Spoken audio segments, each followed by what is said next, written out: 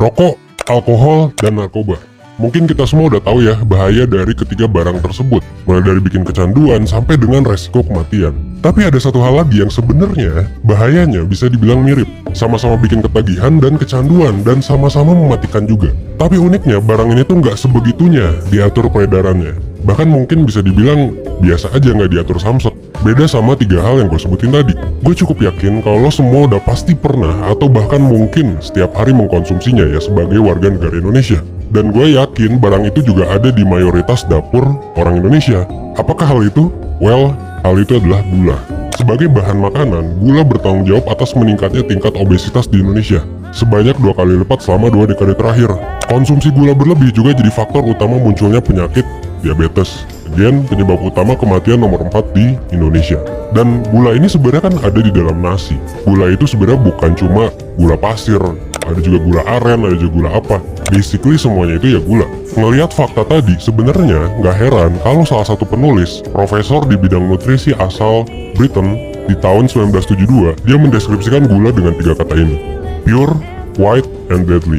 Itu adalah judul buku yang ngebuat dia dimusuhin banyak ilmuwan di masanya karena dia berani mengungkap bahaya di balik gula. Dan waktu itu, profesor itu bilang kayak gini, kalau misalnya efek gula yang sebenarnya terungkap, bahan itu bakal segera dilarang. Udah 50 tahun sejak dia menerbitkan bukunya dan sampai sekarang, banyak dari kita yang memang udah paham dan juga aware tentang bahaya konsumsi gula berlebihan. Tapi, kenyataannya memang gula tetap jadi bagian yang tidak terpisahkan. Semua orang harusnya ya hidupnya nggak bakal terpisah dari gula sih. Coba lo perhatiin deh makanan dan minuman yang belakangan ini jadi tren dan jadi top search lah, entah di ojol atau dimanapun. Basically ya boba, kopi, kroffel, dessert box, atau makanan dan minuman yang sering lo lihat di minimarket. Hampir semuanya pakai gula sebagai salah satu bahan utama. Sekarang yang jadi pertanyaan adalah, kalau bahayanya kayak gitu, terus kenapa sih gula nggak dilarang atau dibatasi penggunaannya? Kita semua juga udah tahu kalau kebanyakan gula itu bikin diabetes, bikin gemuk. Tapi kenapa susah banget buat lepas? Apakah ada sesuatu di balik gula? Well, di satu video sebelum tidur ini, gue bakal nyeritain tentang gula, silent killer yang bisa dibilang enak, tapi dipenuhi banyak cerita yang bisa jadi cerita konspirasi juga. Kalau penasaran, stay tune sama videonya dan tonton video ini sampai habis.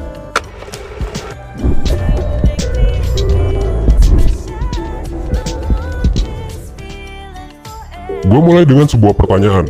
Kenapa sih ada orang yang nyiptain gula? Emang tubuh kita butuh gula? Well, di zaman dahulu, untuk bertahan hidup, manusia itu makan dengan cara berburu dan meramu. Makanannya adalah ya either daging-dagingan atau buah-buahan, apapun yang lo temuin lah.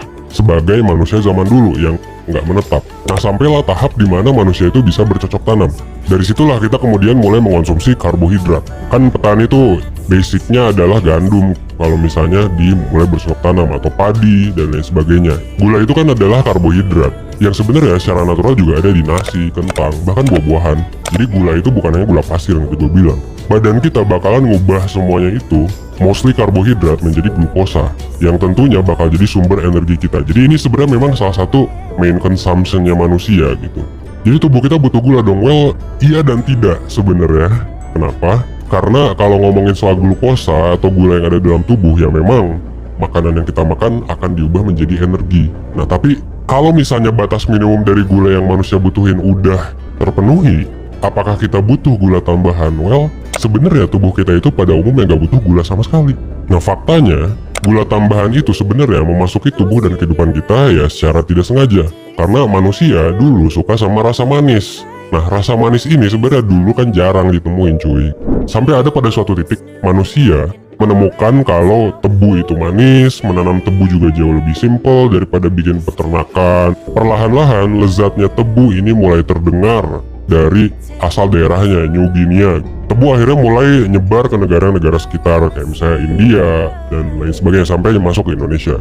India tercatat jadi negara pertama sebenarnya yang punya resep buat bikin gula 2500 tahun yang lalu. Dan resep itu akhirnya pelan-pelan menyebar ke wilayah Arab dan Mediterania.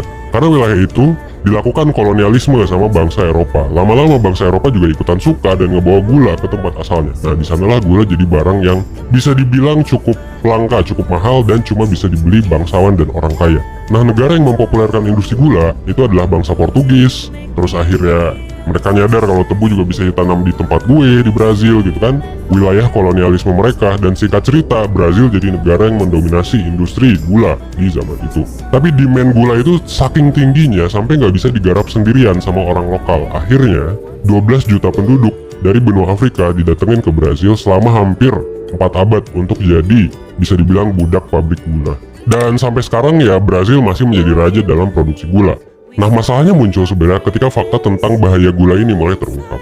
Dimulai dari salah satu presiden Amerika Serikat, Eisenhower, itu dia mengalami serangan jantung.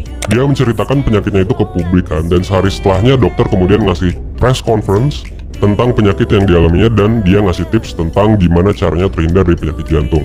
Berhenti ngerokok, kurangin lemak dan kolesterol. Simple gitu. Banyak pasien stroke yang datang kemari membuat gua belajar bahwasannya Yang mana lemak dan kolesterol itu kan berarti harus dihilangin, berarti lu harus kurusan lah.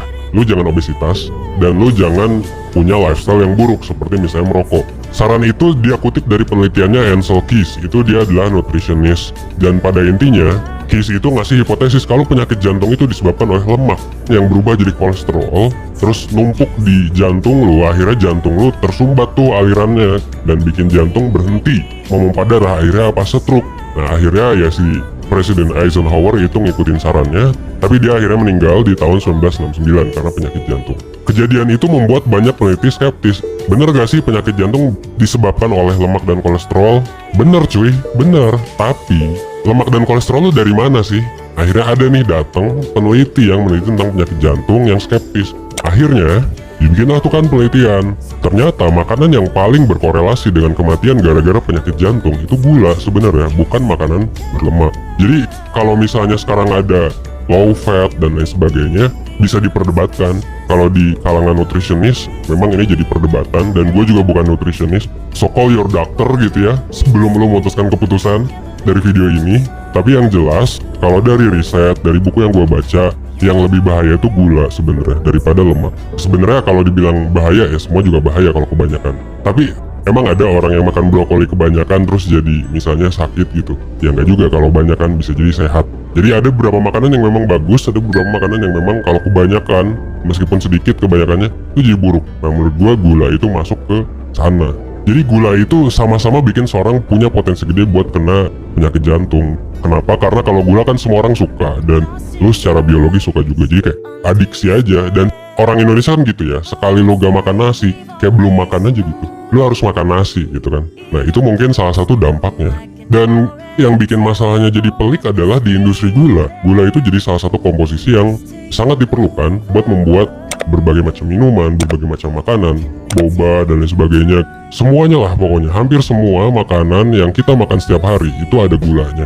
Permasalahan gula ini sebenarnya udah melibatkan jutaan tenaga kerja, udah ada masalah profit juga, tapi berbahaya.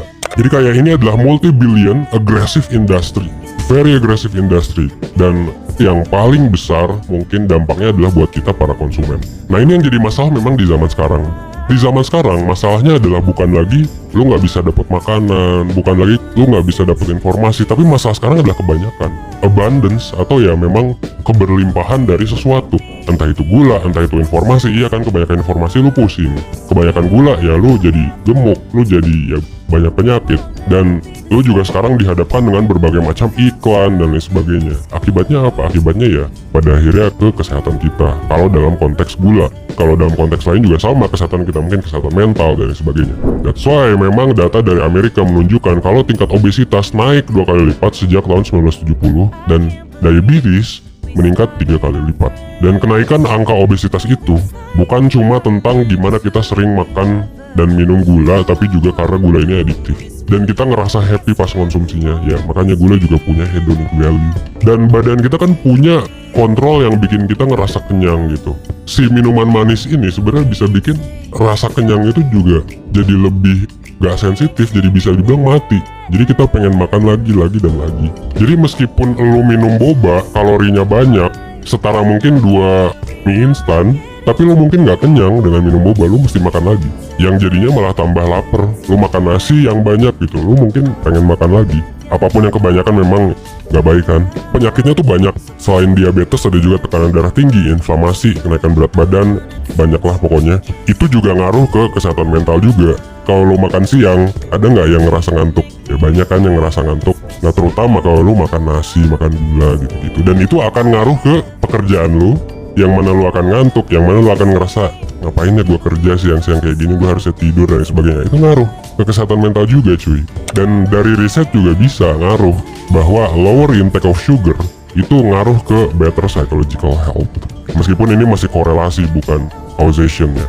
Nah terus gimana sih yang harus kita lakuin ya? Banyak sih pihak yang udah mulai aware, termasuk pemerintah, terutama di luar negeri. Ada pajak gula kalau di luar itu ya sejak tahun 2018 gitu. Misalnya kalau lu jualan gula lebih dari sekian gram, lebih dari 5 gram, lu bayar pajak. Mungkin kecil tapi kayak ya sebenarnya at least ada usahanya lah gitu. Dan kalau perusahaan udah memproduksi jutaan liter gitu, aturan itu ngaruh banget buat mereka. Ya akhirnya 50% perusahaan dari kebijakan itu akhirnya milih buat mengurangi jumlah gula. Selain itu konsumsi gula juga turun akhirnya tuh 10%. Sebuah win-win solution kan sebenarnya.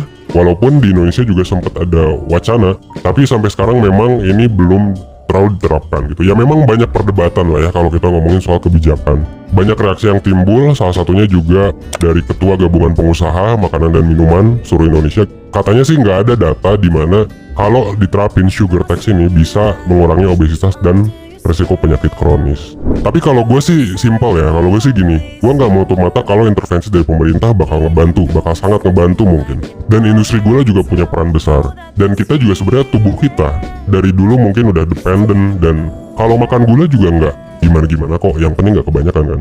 Tapi gini, kalau menurut gue sih prefer memang gimana caranya kita bisa ngelihat apa sih hal yang paling bisa kita kontrol. Mungkin ada yang suka dengan jalan advokasi, which is true, kita butuh jalan advokasi, kita butuh juga jalan ya sampai mungkin demonstrasi dan lain sebagainya. Tapi kalau gua, buat temen-temen nih, para penonton 1% yang punya banyak kesibukan, gua sih menyarankan memang mulai dari mikro, mulai dari skala diri lu sendiri.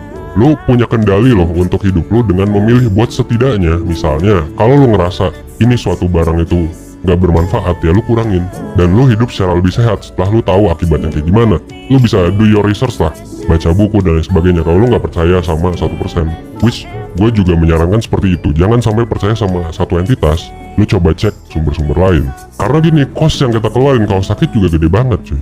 Penyakit-penyakit kronis yang tadinya kita cuma anggap bakal menjangkit orang-orang tua atau orang kaya, katanya sih ya penyakit orang kaya, ini dialami oleh orang dewasa muda juga. Umur 30, umur 40 udah diabetes cuy, udah asam urat, udah jompo. Ya bayangin aja masa muda lu yang harusnya bisa produktif, ngasilin banyak duit, main gitu kan dan lain sebagainya, harus dihabiskan secara tidak produktif atau bahkan terbaring di rumah sakit gara-gara penyakit kronis yang disebabkan karena konsumsi gula. Belum lagi hubungan kita dengan keluarga gitu kan, dengan gebetan dan lain sebagainya. That's why kita punya kurikulum nih 1%, di mana kita menganggap bahwa risk protection itu penting. Level 2 nih ngomongin physical health. Level 1 at least lu punya duit, at least lu punya keluarga yang bahagia. Level 2 lu mesti punya dana darurat, lu mesti punya risk protection, lu mesti punya at least punya BPJS lah sebagai asuransi atau punya asuransi yang lain. Karena ini bisa dipakai buat menangani penyakit kronis ini. Dan bukan cuma itu, tapi juga menangani physical health lu.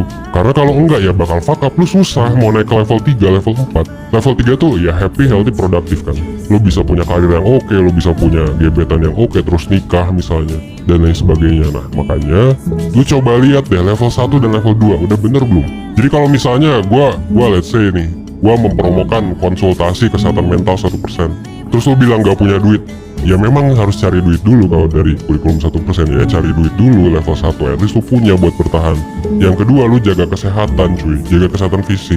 Nah yang ketiga, kalau misalnya lu ngerasa nih udah punya duit dan lain sebagainya, Lu ada masalah, ya ke praktik fisioterapi Kaju. Konsultasi sekian aja masalah lu, dan pasti akan diberikan solusi. Menurut gua sih gitu. dan itu ngaruh sih ke mindset gue dalam memilih makanan. Dan bukan cuma itu juga, karena kan tadi ada kesehatan mental dan sebagainya, ya silakan kalau misalnya lo ada masalah ke Lifecoach ID. Terus masa depan gula gimana? Well, nggak ada yang tahu pasti.